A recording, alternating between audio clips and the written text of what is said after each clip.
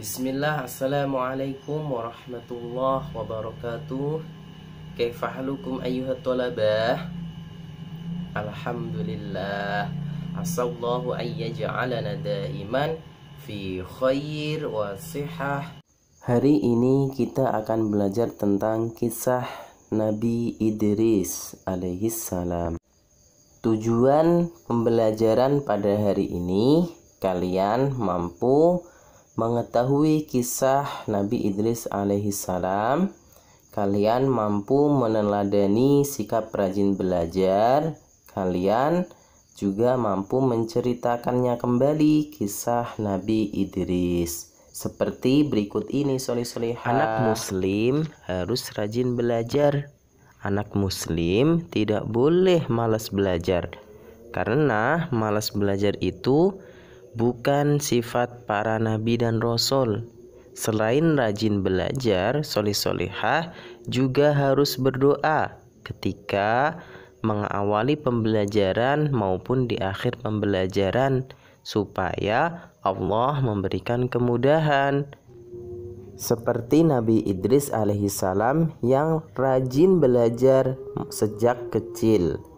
Simak ya penjelasan kisah tentang Nabi Idris alaihissalam.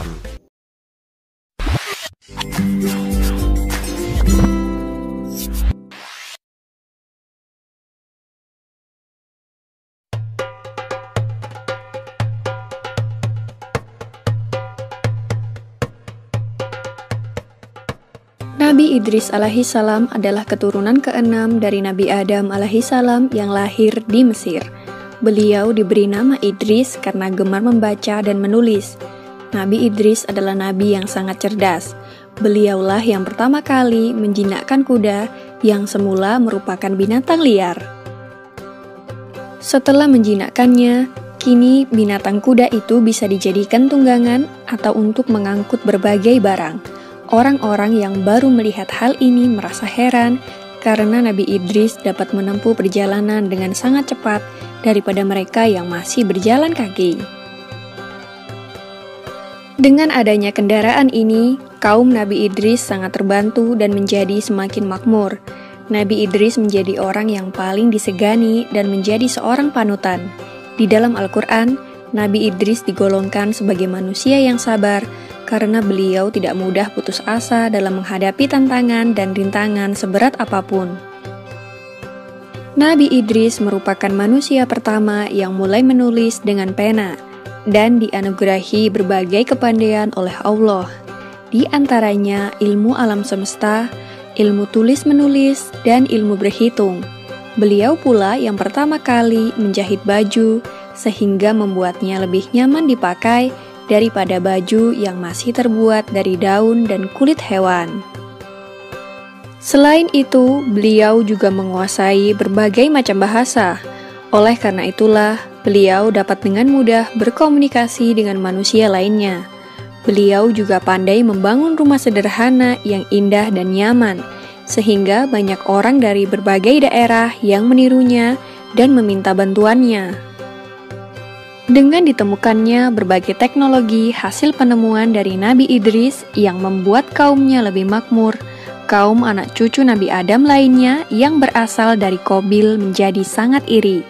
Mereka pun mulai merencanakan sesuatu yang jahat dan mengganggu kaum Nabi Idris yang sedang bekerja. Semakin hari, kaum dari Qabil semakin bertambah jahat. Mereka mulai berani merampas harta benda kaum Nabi Idris dan melukai para perempuan dan anak-anak. Jumlah mereka pun juga semakin bertambah banyak, karena orang-orang yang tidak mau bekerja ikut menjadi golongan dari kaum keturunan Qabil. Karena kejahatan kaum keturunan Qabil semakin meresahkan, para penduduk pun mulai melaporkan berbagai kejadian itu kepada Nabi Idris. Nabi Idris lalu pergi menuju sebuah bukit dan memohon pertolongan kepada Allah Subhanahu wa Ta'ala. Pada usia 82 tahun itulah Nabi Idris diangkat menjadi seorang rasul untuk memberikan peringatan kepada seluruh umat manusia. Maka Nabi Idris dengan segera melaksanakan tugasnya sebagai Rasul dan memberikan peringatan kepada kaum keturunan Qabil untuk kembali ke jalan yang benar. Nabi Idris berkata kepada mereka, "Hai saudaraku, berhentilah mengerjakan perbuatan jahat dan mungkar. Ikutilah jalan kebenaran seperti yang diajarkan Nabi Adam." Namun setelah diperingatkan oleh Nabi Idris, kaum keturunan Qabil malah menjadi sangat marah. Mereka malah menantang Nabi Idris untuk berperang.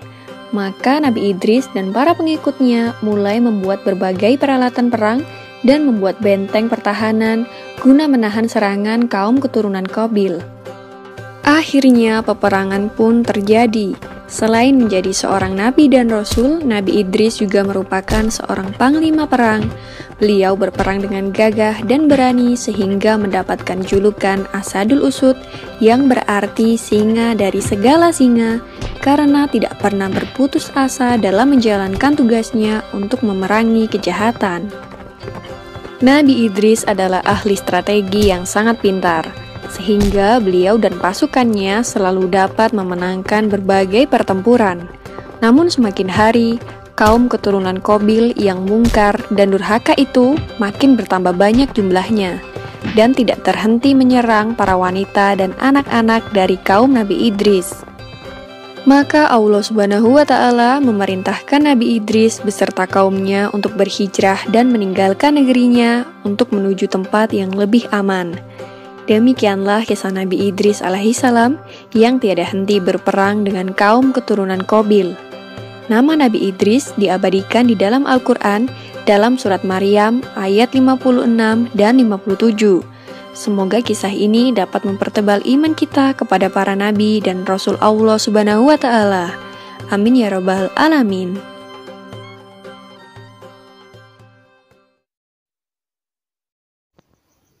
Soni Solehah, sekarang kita belajar tentang keteladanan Nabi Idris alaihissalam.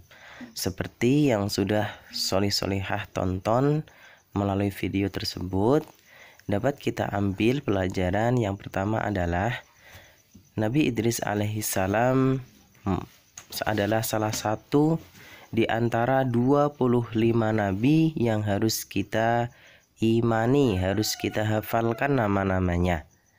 Dan Nabi Idris ini menempati urutan yang kedua setelah Nabi Adam alaihissalam. Nabi Idris gemar sekali ya belajar sejak kecil.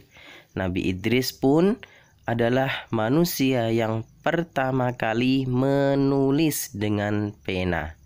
Nabi Idris alaihissalam adalah manusia pertama kali yang menulis dengan pena. Nabi Idris semangat dalam belajar. Nabi Idris menguasai berbagai ilmu pengetahuan, dan Nabi Idris juga diberi julukan singa dari segala singa. Dan soleh-solehah, kita harus meneladani kisah Nabi Idris tersebut ya soleh-solehah. Kita harus lebih semangat lagi dalam belajar ya, meniru akhlak dari Nabi Idris alaihissalam yang tidak patah semangat, tidak mudah lelah ketika belajar. Sekarang kita coba ya untuk latihan.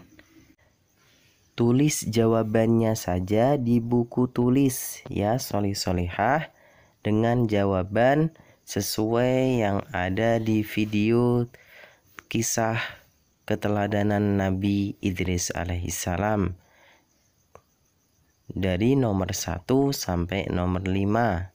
Silahkan jawabannya ditulis di buku tulis. Kalau sudah selesai, silahkan kirim jawabannya ke Ustadz via WA. Syukron soleh-solehah. Kita akhiri pembelajaran hari ini dengan membaca doa kafaratul majlis bersama-sama.